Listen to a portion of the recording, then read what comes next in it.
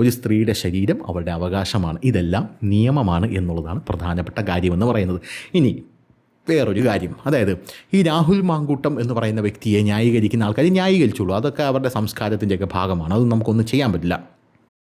ഈ രാഹുൽ മാങ്കൂട്ടത്തിനെ ന്യായീകരിക്കുന്ന ആൾക്കാർ മനസ്സിലാക്കേണ്ട ഒരു കാര്യം, ഈ രാഹുൽ മാങ്കൂട്ടത്തിനെതിരെ 10-25 പരാതികളാണ് നമ്മുടെ KPCC കിട്ടിയിരിക്കുന്നത്. പോരാതെ തന്നെ VD സതീഷിൻ്റെ കയ്യിലുണ്ട് 10-20 പരാതികൾ എന്നാണ് മാധ്യമങ്ങളെല്ലാം ആദ്യം തന്നെ റിപ്പോർട്ട് ചെയ്യുന്നത്. ഒരു സ്ത്രീയല്ല രാഹുൽ മാങ്കൂട്ടത്തിൽ ഇത്തരത്തിൽ ഉപദ്രവിക്കുന്നത് എന്നുള്ളതാണ് അറിയാനായിട്ട് സാധിക്കുന്ന പ്രധാനപ്പെട്ട കാര്യം. ഇത് ഞാൻ പറഞ്ഞതല്ല, മാധ്യമങ്ങൾ പറയുമ്പോൾ ആ മാധ്യമങ്ങൾ കൃത്യമായിട്ടുള്ള സോഴ്സ് വെച്ചാണ് പറയുന്നത്. രാഹുൽ മാങ്കൂട്ടത്തിൽ വിഷയത്തിൽ AICCക്കും പ്രിയങ്ക ഗാന്ധിക്കും പരാതി നൽകി യൂത്ത് കോൺഗ്രസ് സംസ്ഥാന general secretary Sajana B Sajan എന്ന് പറയുന്ന ഒരു യുവതിയാണ് എത്തിയിരിക്കുന്നത്.